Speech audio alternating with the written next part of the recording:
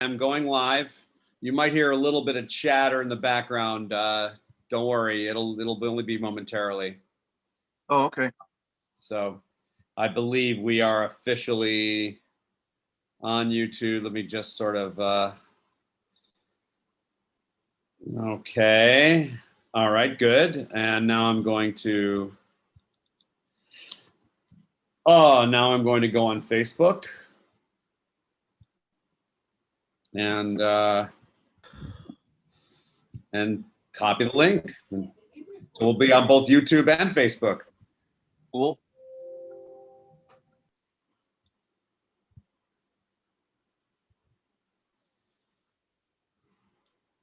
Hold on, let me let them in. Mm-hmm.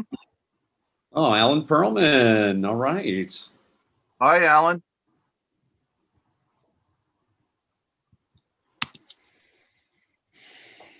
Okay, let me get back to here. Now, you can start if you want. I shouldn't Well,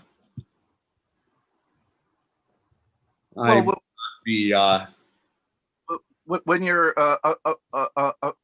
up and running, then I'll start. we're definitely on YouTube. I'm just about to copy the link onto Facebook. Oh, okay. When you do that, then I'll start. Jewish American history still? Same thing. Yeah. It looks like we're going to be on Zoom for quite a while.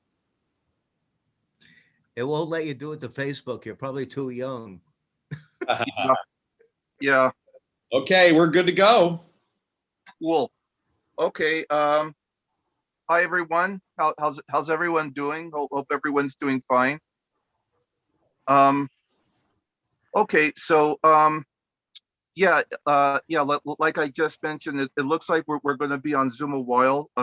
Unfortunately, COVID cases are rising again, especially in LA County, and yeah, I don't want to get anyone sick, and I don't want anyone to get me sick.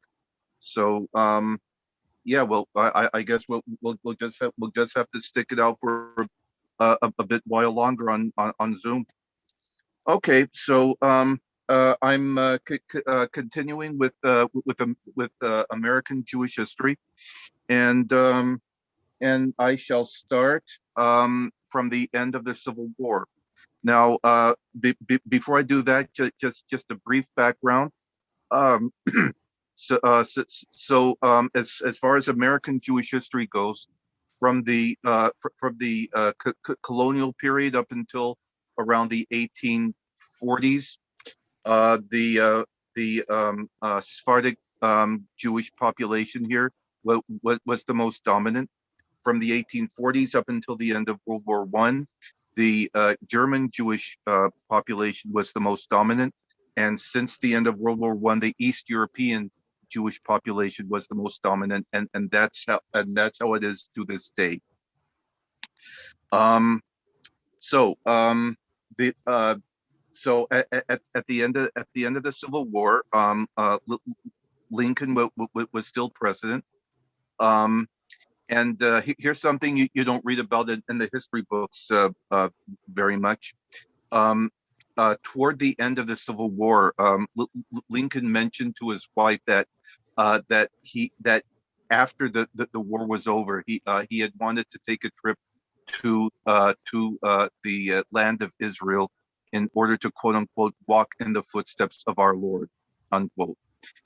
So he had planned a trip to Israel, but unfortunately, as we all know, he was assassinated, and that was the end of that. So since Kennedy's, I'm sorry, well Kennedy too, but that's later on. Since Lincoln's assassination, the political leadership in this country was kind of chaotic. After Lincoln came Andrew Johnson, but no one liked Andrew Johnson. So so after he finished, so after he finished his Lincoln's term, They voted him out of office, and they elected Ulysses Grant as president. Now, you might think that would spell a dangerous time for the Jews in this country since Grant was president. But here's the thing. Grant, um, up until the Civil War, Grant had never met a Jew, and when his Union officers told him that that the Jews are doing all these evil things, he he um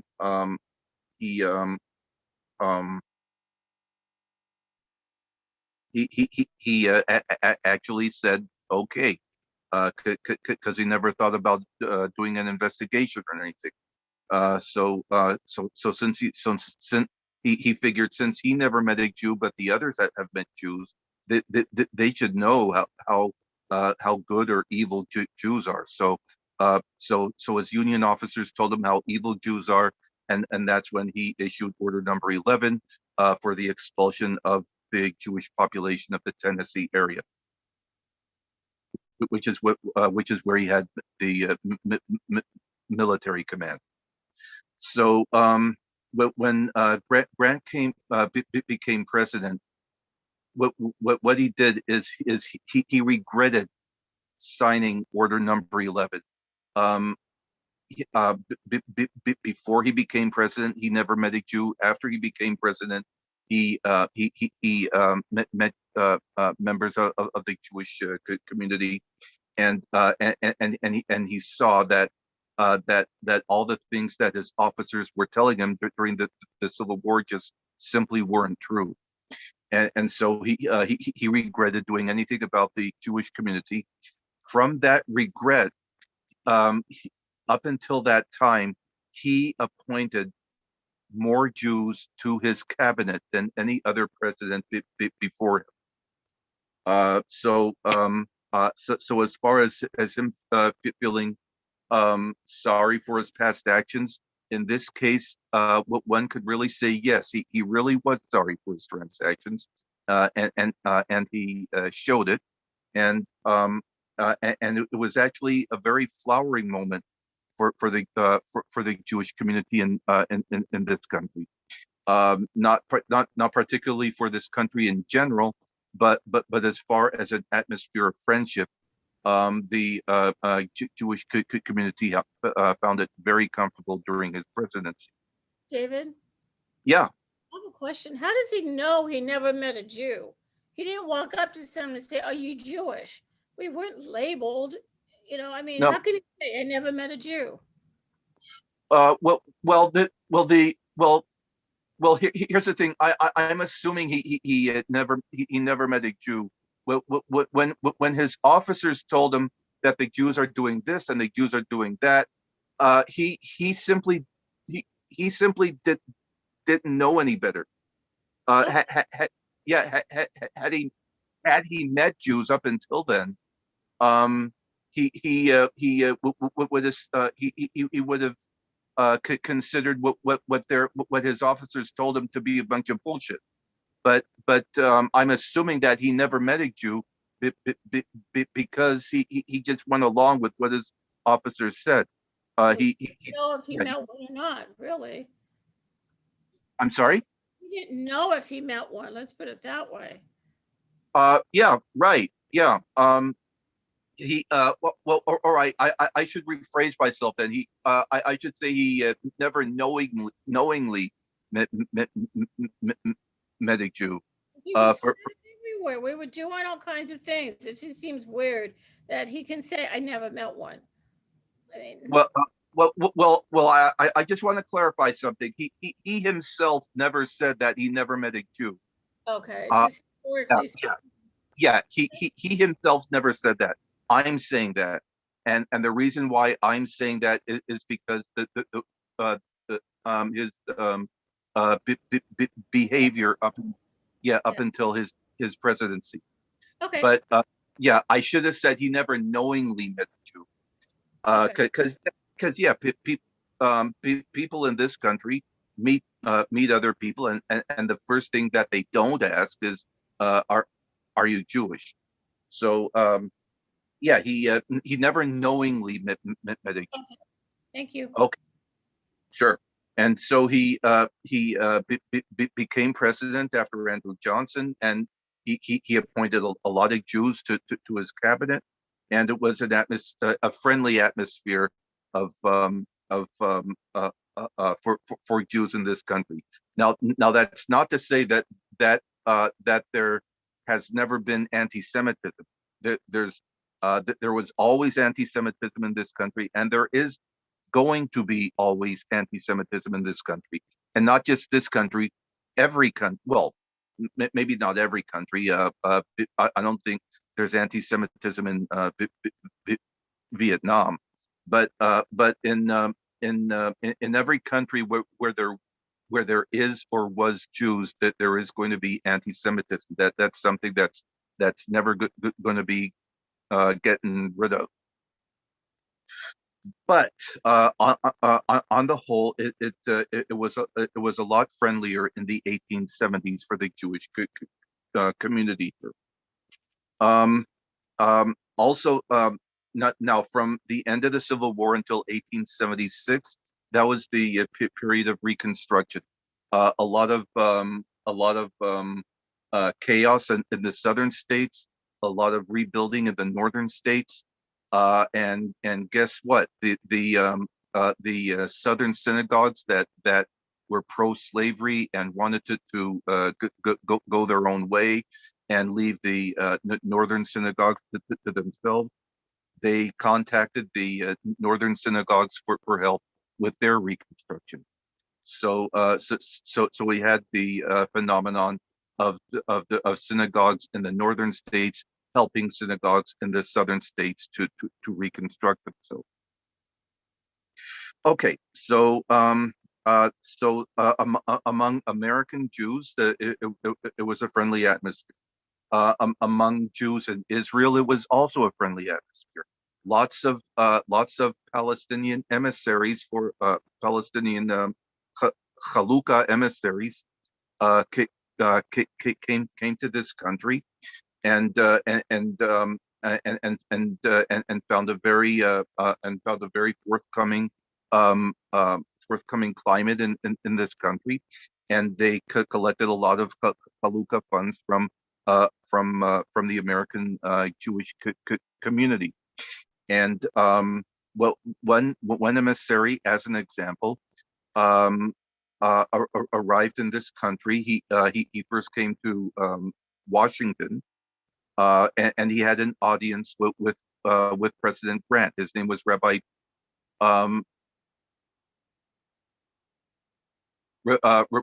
Chaim Tzvi Schneerson. Chaim Tzvi Schneerson, and he came from Jerusalem, and he had an audience with President Grant in Washington, and from Washington he traveled to New York, collected funds there. Then he traveled to other places in the United States, Cincinnati, Chicago, and he in San Francisco, and he also became the first emissary to visit Los Angeles, and he not only collected Chalukah funds from the Jewish community in Los Angeles, but he also helped arrange local religious services for Los Angeles synagogues.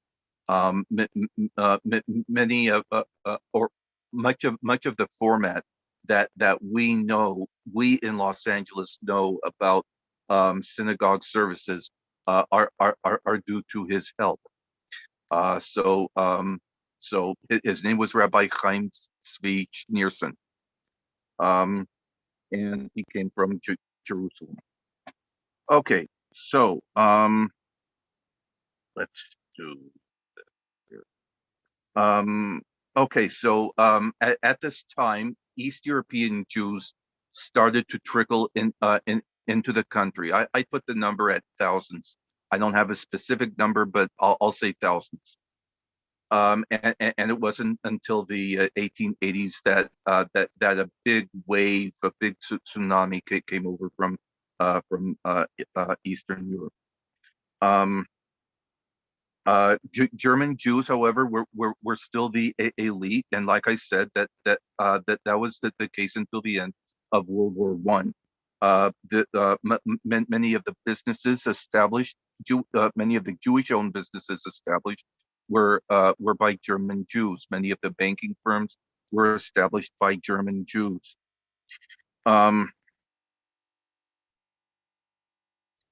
Okay.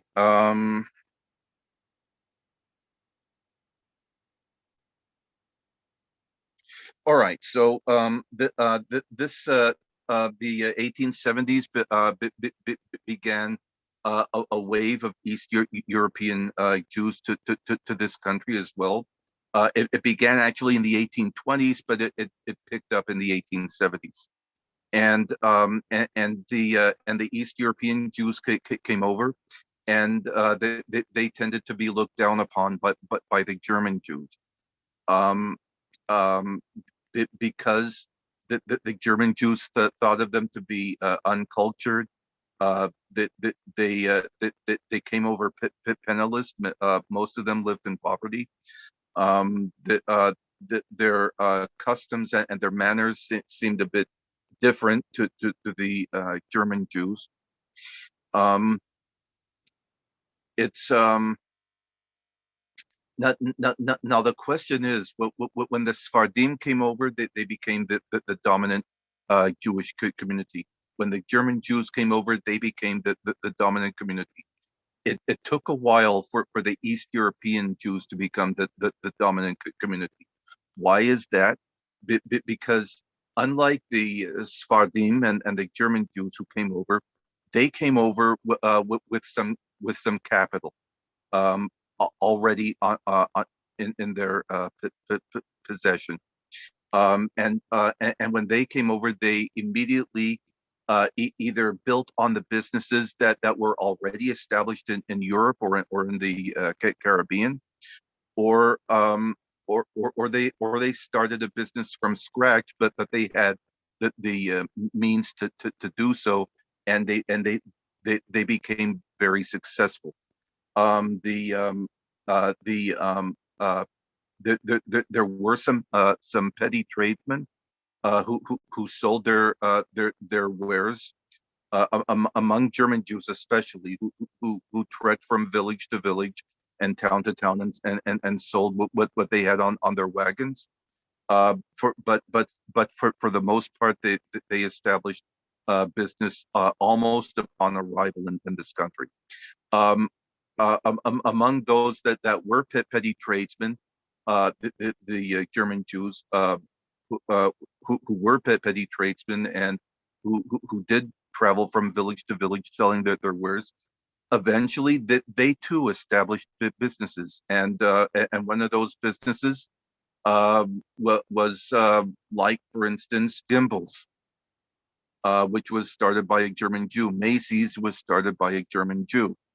And there was also Levi Strauss, who built a clothing empire. Isaac Lancashire, who owned one of the biggest wheat fields in the United States, located actually right where our synagogue's located. Well, that's where he had his headquarters. So even if a German Jew did start out as a petty tradesman, he didn't stay a petty tradesman all his life. There was that dynamic in the Jewish community in the 1870s.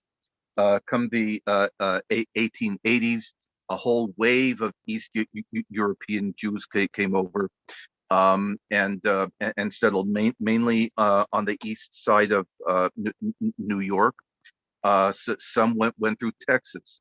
What happened was many Jewish leaders, both in this country and in Europe, were concerned that the city of New York was just going to be overwhelmed with immigrants. So what happened was they came up with something called the Galveston Plan, and that plan basically was to divert Jewish immigrants from New York and bring them over to the port at Galveston, and from Galveston that they could enter the United States and later settle wherever they wanted, because unlike the state of New York, the state of Texas was a huge state, lots of land, and they could settle wherever they wanted. Um, um, a few thousand Jews did go through Galveston. It wasn't as successful as New York, and so that's why we have these big skyscrapers. Which, by the way, what was first built by a German Jew, Louis Kahn, who started building skyscrapers in New York, partly to house all these immigrants coming over. But a few Jews or a few thousand Jews did go to Galveston and entered the United States through Galveston. So some settled in San Antonio, some settled in Houston, most settled in Dallas. These were the East European Jews that settled in Dallas. Among the descendants of East European Jews that came through Galveston, what was one person who was born, I believe, in Dallas, by the name of Aaron Spelling, big film and TV producer in his later years. So Aaron Spelling was a descendant of one of the East European Jews that came through Dallas. So is Steve Perlman. Steve Perlman, I don't believe I've heard of him. Well, prayer leader. Our member. One of Oh our yeah, oh yeah. I'm just being sarcastic. That's my pathetic attempt at humor. So okay, great. Steve Perlman is another one. Off the top of my head, I can't think of anyone else, but Aaron Spelling just popped into my mind, and now Steve Perlman. Now I know. I thought he was originally from Virginia, but I guess I was mistaken. So okay, so with the East European Jewish immigrants, they relied a little bit on their fellow Jews from Germany and the German-speaking countries. But on the whole, they relied mainly on themselves. Family was very important. That's how many of them got out of poverty. A lot of family-owned businesses. Most of the Eastern European Jewish immigrants, I just want to make clear, never got out of poverty.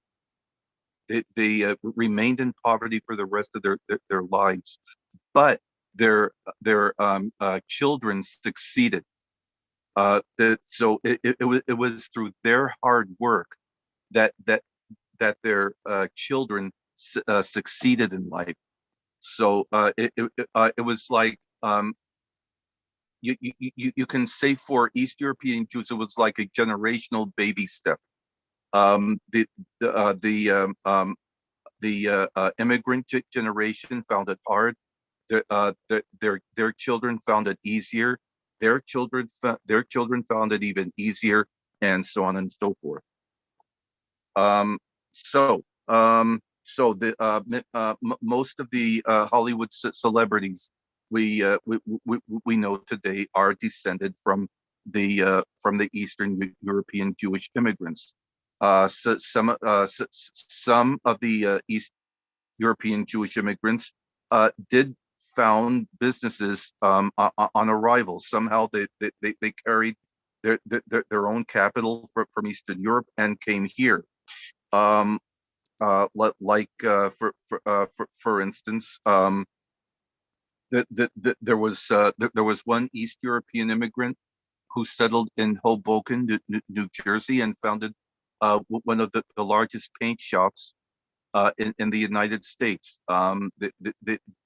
They were painters, and they had a very good reputation, and they founded a large paint shop in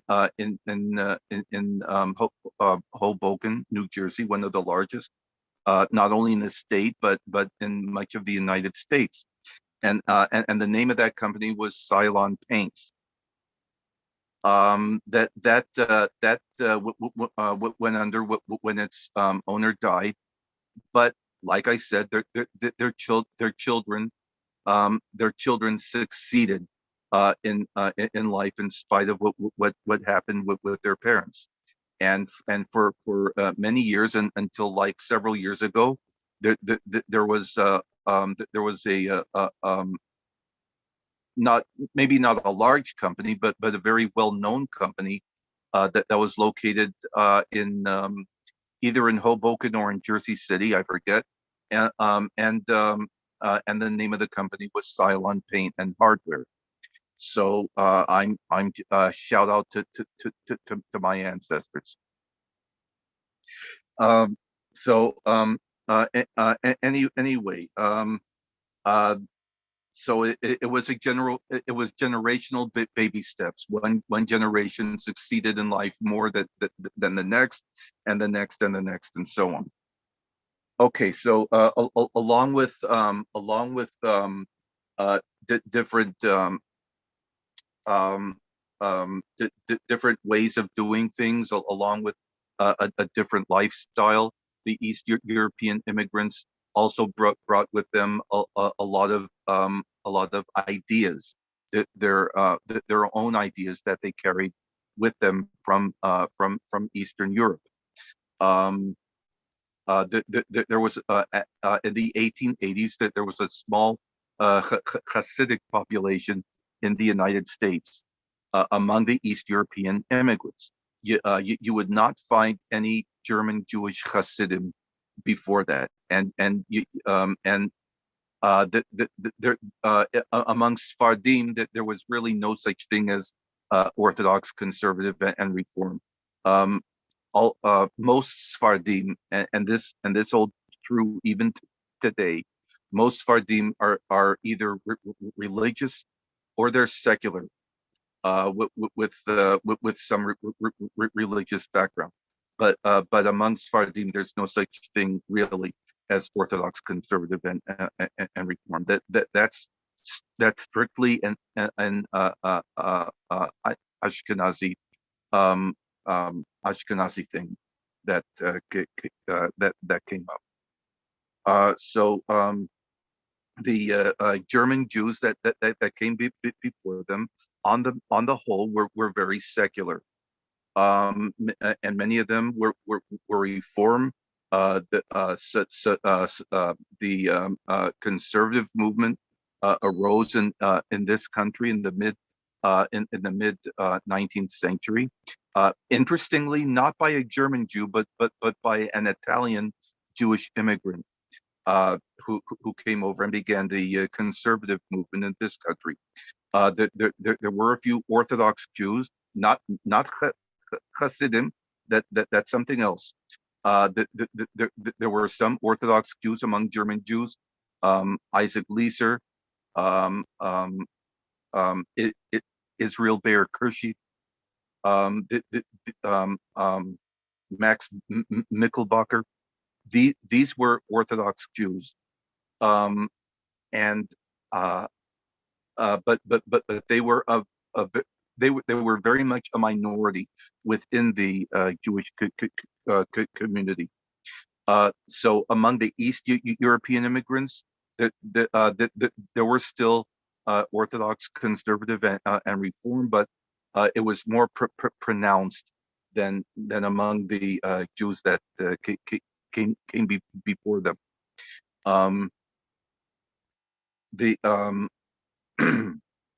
So some East European Jewish immigrants eventually became leaders of the Reform movement.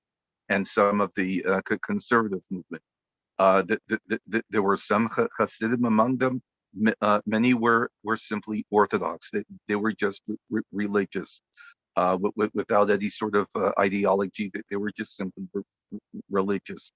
That was like the majority of the Jews that came from Eastern Europe. Other ideas aside from religion, in Russia, you had the beginnings of communism and anarchism, and the Jews who left Russia carried that ideology. Not all Jews, of course, but some Jews carried that ideology to this country. Um, uh, Many got involved with the communist and the anarchist movements in this country. Some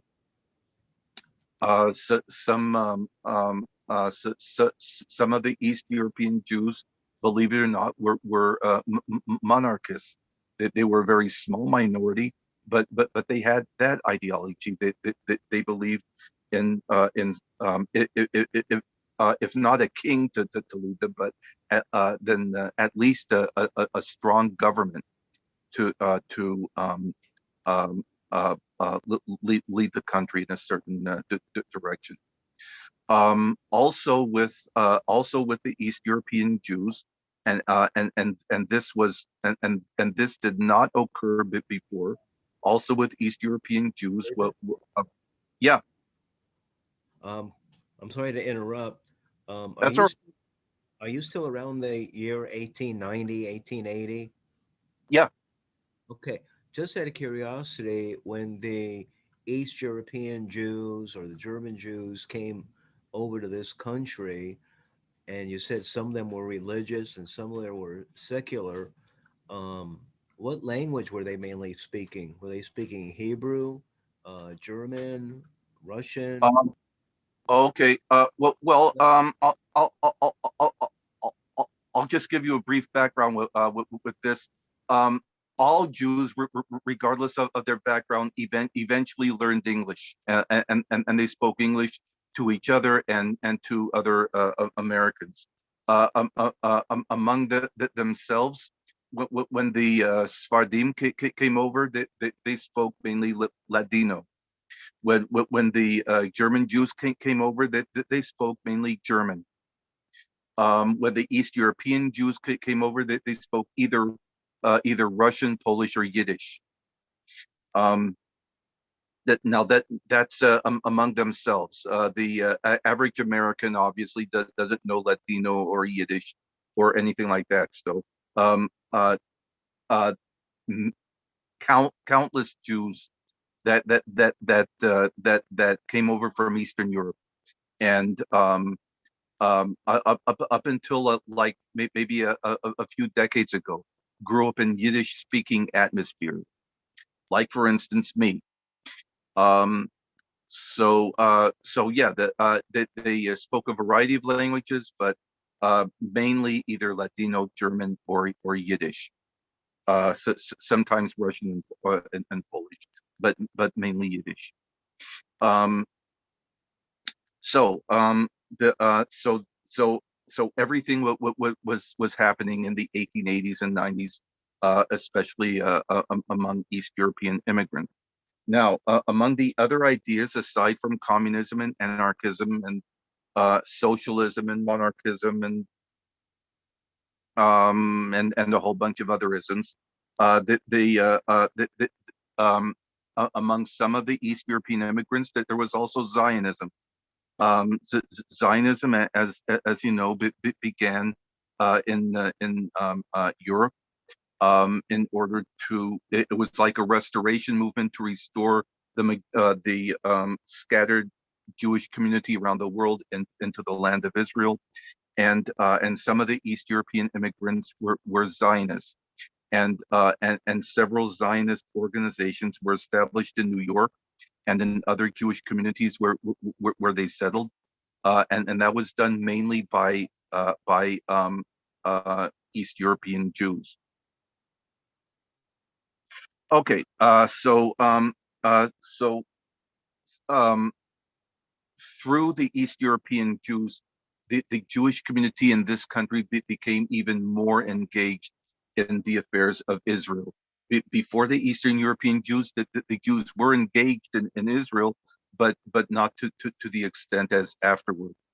Okay, so like for instance, we can start this next level of engagement around 1866, and in 1866 that there was a settlement established just outside of Jaffa, and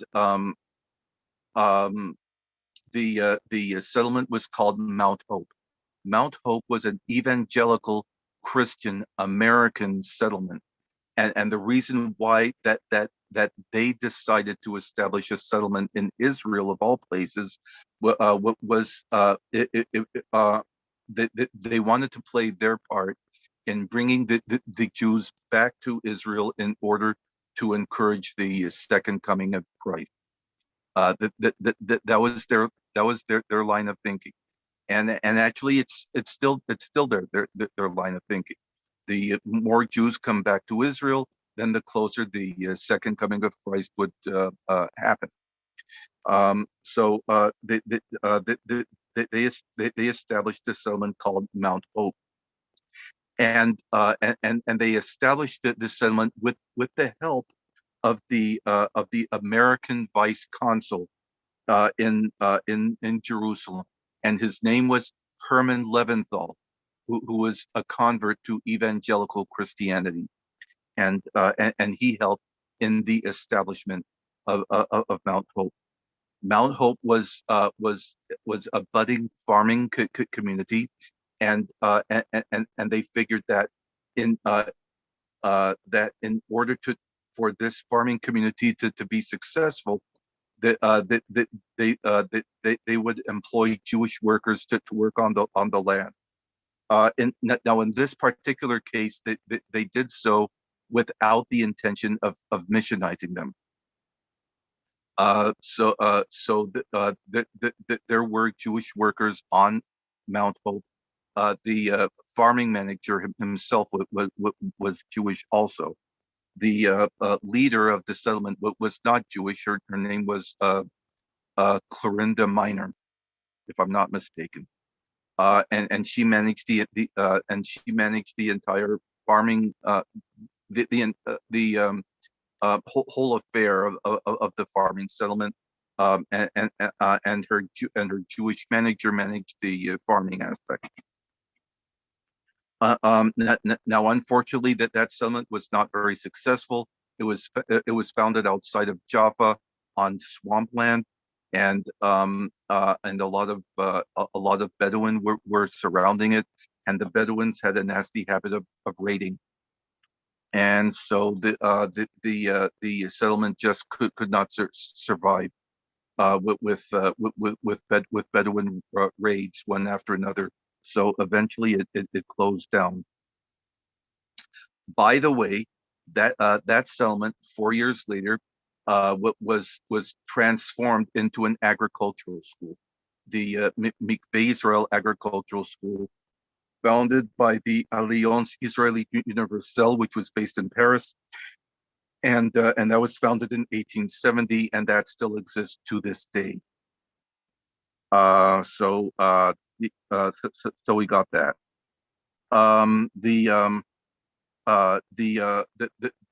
There was an established organization in this country called the Board of Delegates of American Israelites. And as a matter of fact, the leaders of this organization appealed to President Lincoln to abolish the Order Number 11 by Ulysses Grant. So they were very active in Jewish affairs in this country and also in Israel, and it was their mission to on a regular basis send to the Jews of Israel regular financial help from the American Jewish community. So we not only had these smaller Chalukah organizations that were established throughout the country. We also had an umbrella organization, which was the Board of Delegates of American Israelites. That was like a central fund collecting agency. Um, one one of their duties, it was like a central fund collection agency for the Jews in Israel. And as a matter of fact, they uh, uh, um, they helped the Alliance Israélite Universelle to establish the Mikveh Israel Agricultural School outside of Jaffa.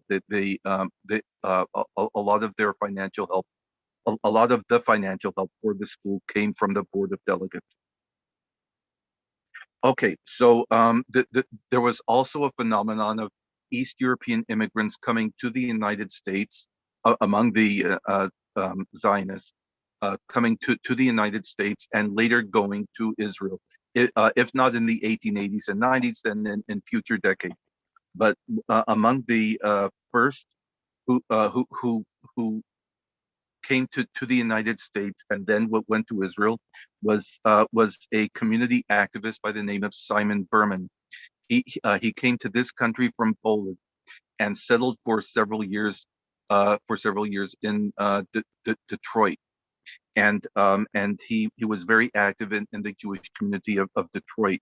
And then in around 1870, he migrated to Israel and settled in Tiberias on the Sea of Galilee, and established what he called the Holy Land Settlement Society, which was successful for a time, but it floundered for a variety of reasons. In the mid 1860s, Jewish farming communities were already established, especially around Tiberias, which is probably why he decided to settle in Tiberias of all the places he could have settled in Israel. But like I said, for a variety of reasons, the Agricultural Settlement Society floundered, and went by the wayside. Okay, so well then. All right, so we had that phenomenon of East European Jewish immigrants here, moving back to Israel. Let's see what else.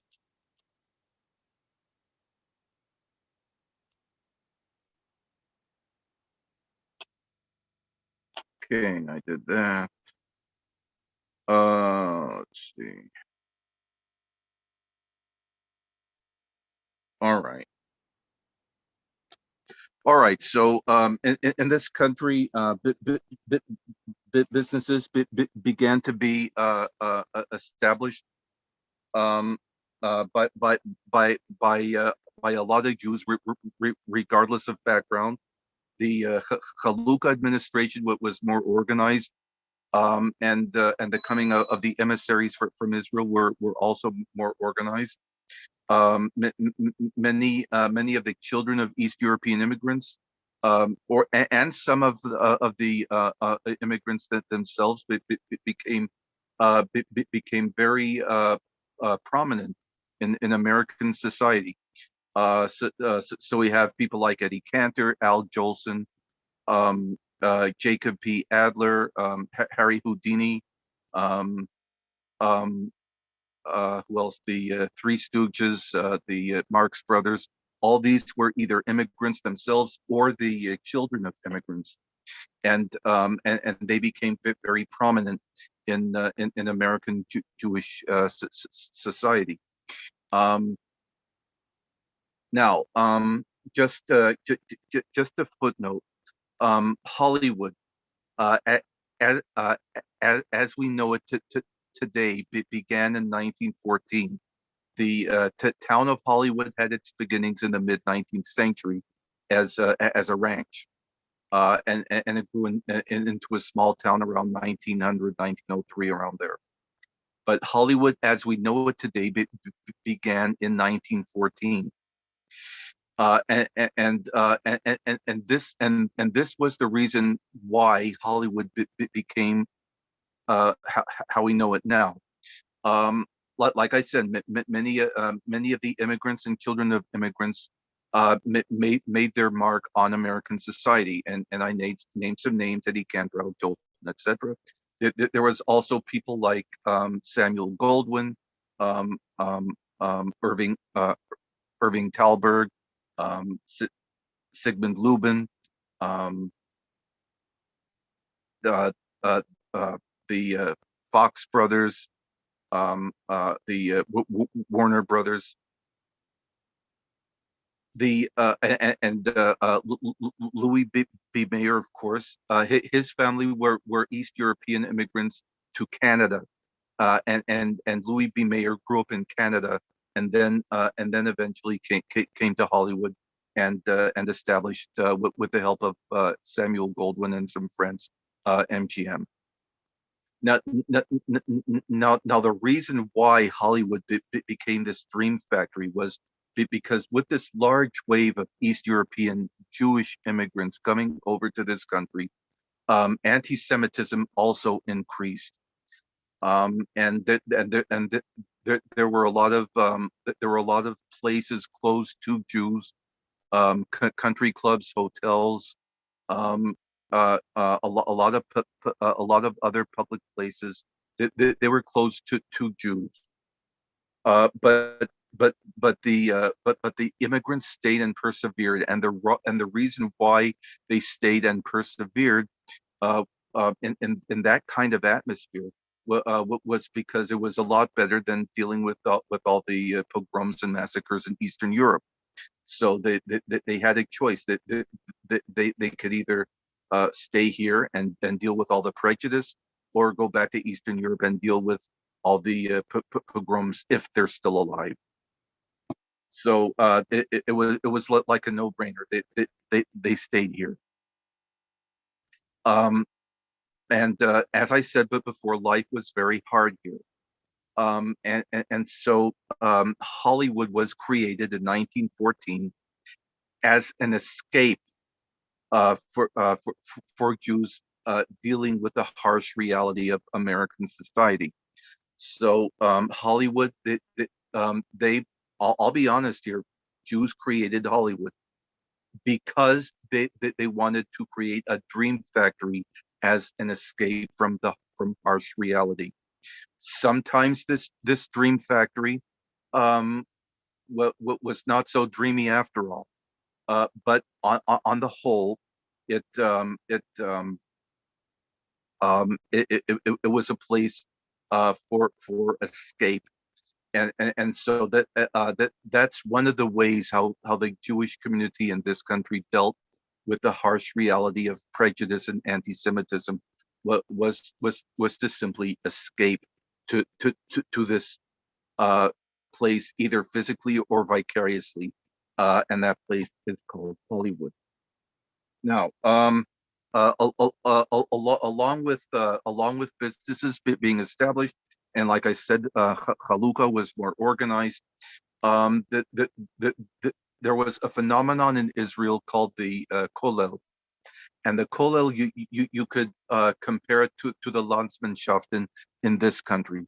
When the Eastern European immigrants came over to this country, they established Landsmannschaften, and these were basically groups of people coming from the same place of Eastern Europe. So we had a Vilna Landsmann, a Vilna Landsmannschaft. That there was a Hungarian Landsmannschaft, a Warsaw Landsmannschaft. These were groups of people that came from the same place. In Israel, they had something similar, and it was called a kollel, and that acted in the same way as a Landsmannschaft, except that it was more religious in character, and they depended more or less on holy contributions to their kollel. By the way, the first kollel was established in Israel in 1788, and it was by Chabad. And the Chabad kollel in Israel still exists to this day. There were also, in addition, there were also a lot of other kollelim. There was a Hungarian kollel, a Warsaw kollel. That there was even something called kollel Hod, and Hod is an abbreviation uh, meaning Holland, Deutschland. The kollel Hod served the community of German and Dutch Jews in Israel, and their funding came from Germany and the Netherlands. There wasn't as yet an American kollel, but an American kollel would be established by the end of the 19th century. There were a few hundred American Jews and American naturalized Jews in Israel at that time, and there was also like an umbrella kollel called kollel klali, which took care of all the kollelim in Israel, and they figured if the Americans founded their own kollel, and American Jews in the United States being so wealthy, that would take away from their stream of revenue. So the kollel klali prevented any American kollel from being established. That was not the end of the story. The Americans got the help of the American consul in Jerusalem, but by this time, this was in the late 1890s. His name was James Wilson, I believe, and he helped the American community establish their own kollel in Israel. And so in 1897, the American kollel was established, and it was headed by a retiree by the name of Nahum Harris, who was a naturalized American. And by 1900, this American kollel numbered around maybe 300, and they had tens of thousands of dollars in revenue. And they chose for their rabbi. His name was Rabbi Joshua Loeb Diskin. Joshua Loeb Diskin was a prominent Israeli or Palestinian rabbi. He never visited the United States, but he decided to accept his position as rabbi of the American kollel. So he had Americans in this kollel plus a Palestinian rabbi, and that's how it was for the American kollel. Okay, so I lost my place here. Okay, so in the meantime, as we all know, at this time, Israel was ruled by the Ottoman Empire.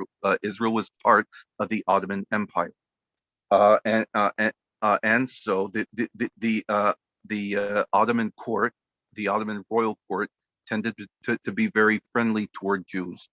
And this was the case since the Ottoman conquest of Israel in 1516. The Ottomans were very friendly toward Jews. As a result, the U.S. government would appoint Jewish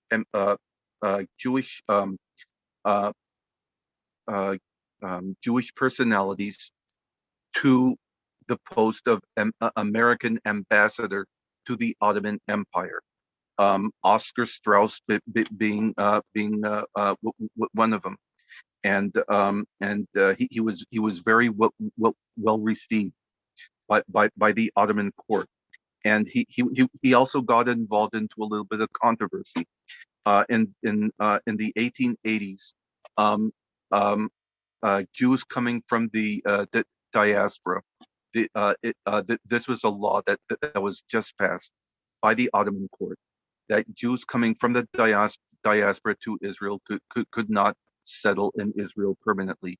Their visa was good for 3 months, and after 3 months they had to leave.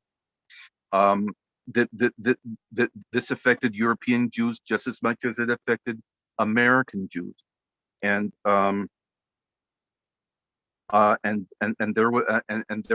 was an incident, I believe, in 1888, but involving the Lubrowski brothers, who are naturalized American citizens and who wished to settle in Israel permanently. To what degree was the Ottoman decree enforced? I'll get to that in just 1 second. So the Lubrowski brothers came to Israel, but the Ottoman authorities would only have them stay 3 months, and after 3 months they had to go. Ambassador Oscar Strauss intervened on their behalf, and they were allowed to stay. So this would bring me to your question, how much of the decree was enforced. If there was pressure from a foreign power, like in the case of the Lubrowski brothers, then the Ottoman court would usually relent and allow them to stay. Regardless, after a few years of this, they found the decree to be impractical, and it couldn't be enforceable. So eventually they abolished it. Well, by the way, what the Ottoman Empire was afraid of was foreign nationalisms coming into the empire and stirring trouble, and they found Zionism to be a form of nationalism, which it is, but the Jews at that time didn't want to actually say that, and they didn't want yet another rebellion within their borders, which is why they restricted Jews from coming to Israel in the first place.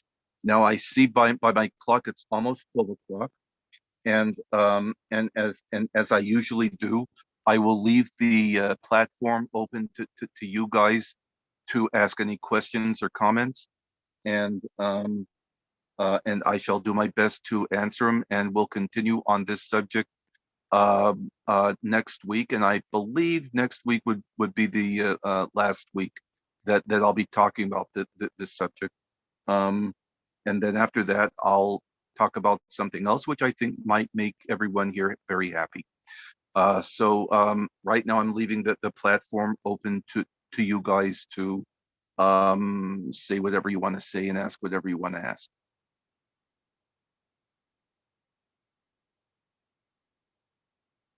It's quiet. I always have questions. Go ahead. Number one, we're talking about the Ottoman resistance to Jewish immigration to pre-state Palestine. You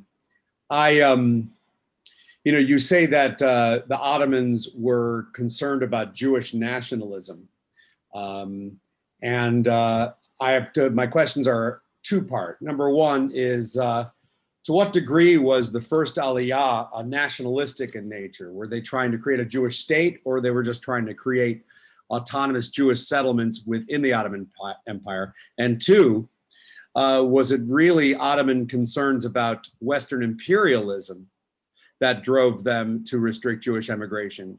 Because the Ottoman Empire was declining rapidly, and the West did have some strong imperialist impulses. They were licking their chops, hoping to get all that Ottoman Empire.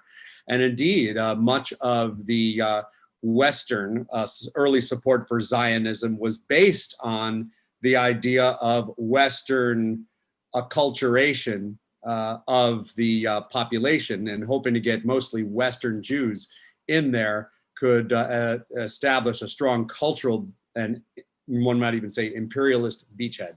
I'll yield at this time. Okay.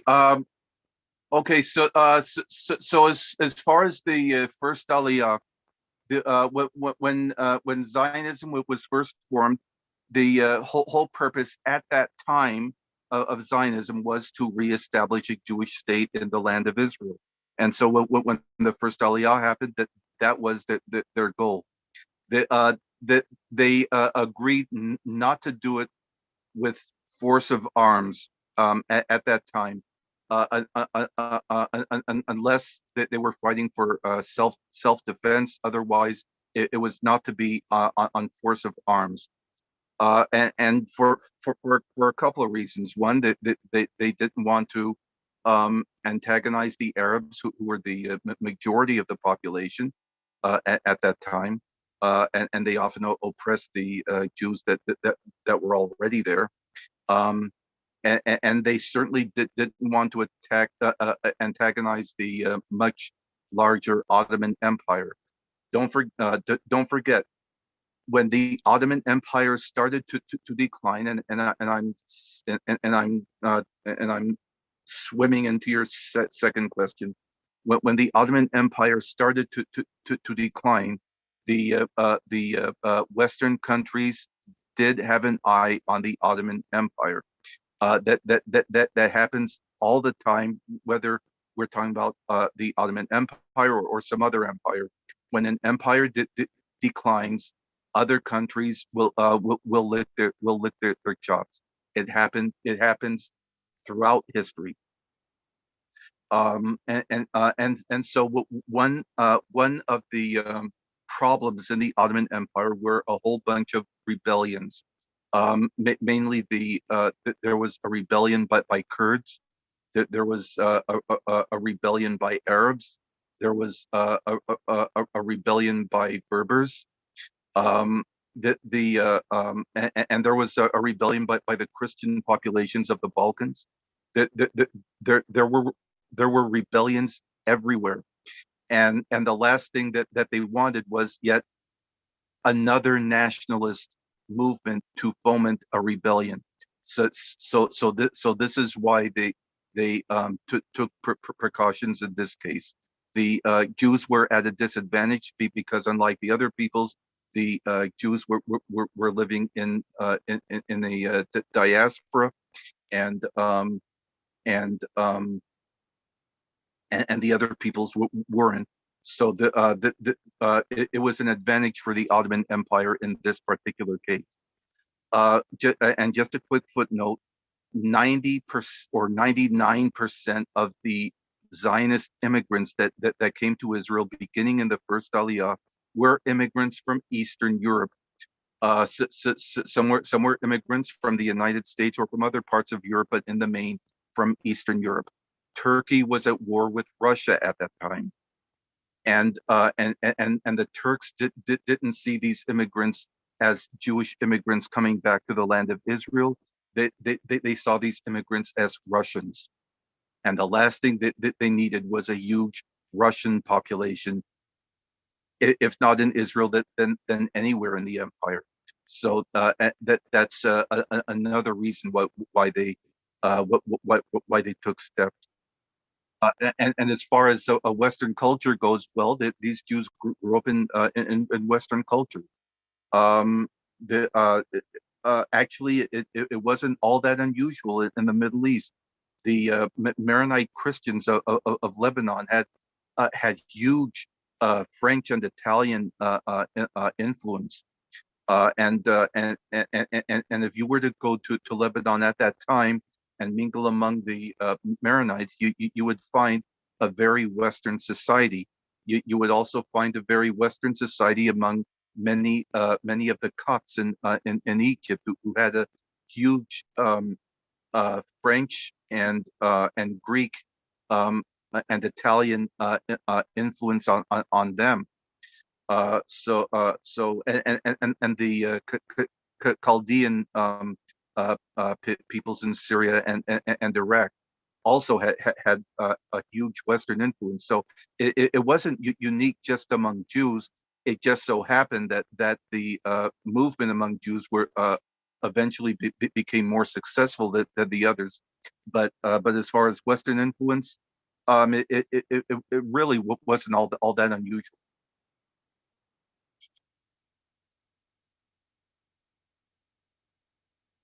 Okay, anyone else?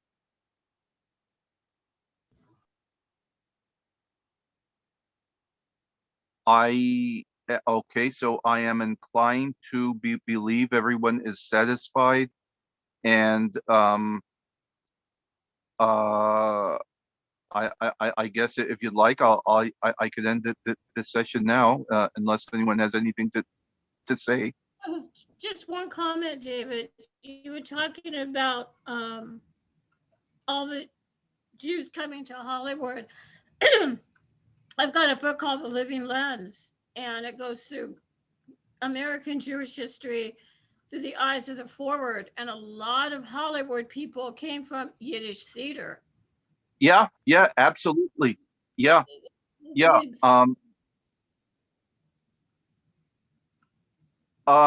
a lot of Hollywood people did come from Yiddish theater, and we're talking like Al Jolson, Eddie Cantor, Danny Kaye, Jerry Lewis.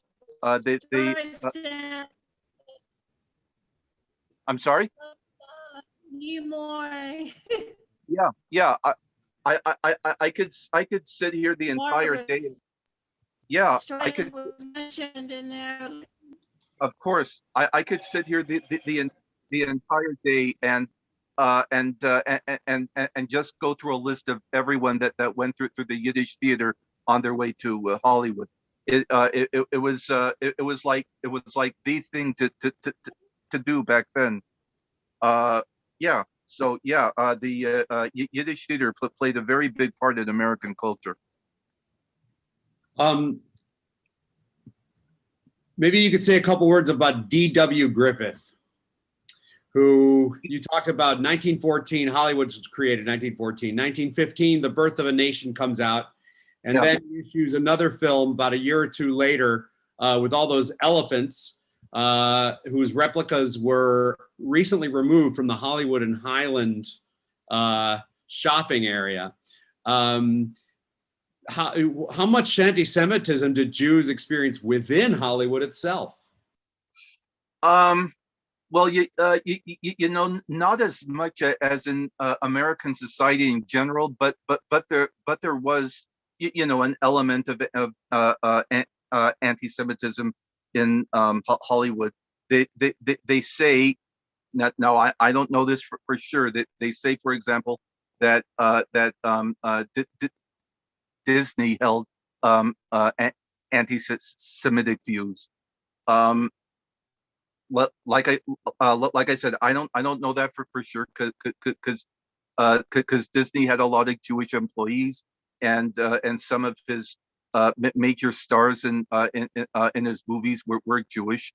So I don't know how much anti-Semitism permeated his line of thinking.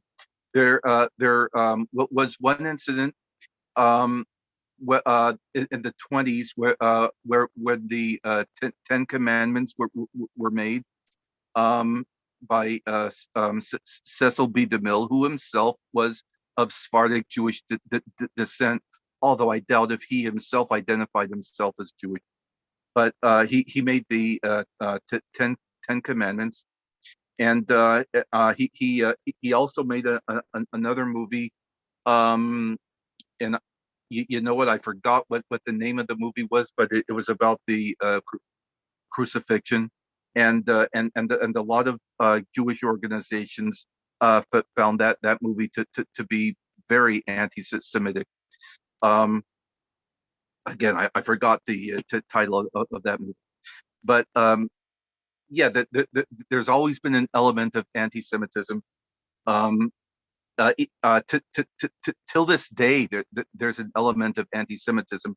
Although Hollywood as a whole, you really can't say is a hostile place for Jews. So there's like a good and bad. There's a good element in Hollywood, and there's a bad element in Hollywood, and that's the way it's been, not just in Hollywood, but in a lot of places for centuries and centuries. So that's anti-Semitism in Hollywood.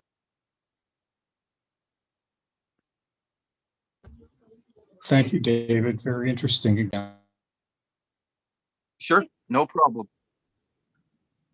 Okay, so if no one else has anything to say, then I guess I'll just sign out. Thank you so much, David. Always interesting, and I always learn a whole lot, and I appreciate having this forum. Just want to say that I'm looking forward to seeing some of you, I think Tuesday at 5, to discuss our adult education programming for the coming year. I just want to get your input. I'm not necessarily asking for any particular help other than what you have all already provided. I just kind of want a sense of where people are at. What should we be teaching? What should we be learning together? And what formats should we be learning them? I already have a draft of a program put together, but before implementing it, I want to get your feedback and any other ideas that I might not have paid sufficient attention to. So thank you so much, all of you, for that. Tuesday, there will be no lunch and learn. Just want to make it clear, no lunch and learn. Rabbi's still out of town. We got lots of schmooze pods, though. I don't know if you've been checking out the schmooze pods. We got Jewish-ish cooking tomorrow at 4. We've got Jewish Book of the Month Tuesday at 7:30. Wednesday, we've got a double header. 7 o'clock, science news, 8:15 current events. So we've already got a robust adult education program here going on, even though it is entirely virtual. It hasn't seemed to stop us from expanding our offerings. And I encourage you to invite your friends who are not necessarily involved with the congregation, just to pop in and sit in our class. You can go ahead and forward them the Zoom link if you like. Again, thank you all for coming. Thank you, David, and Shavua Tov to everybody. No problem. Thanks, Jay. Are you going to be sending us a link to the meeting? I believe I already have. Check your email. Okay. All right. Okay, guys. So, I'll sign out. Thank you, Reb Jason, and thank you, everyone else. Live long and Bye-bye. prosper.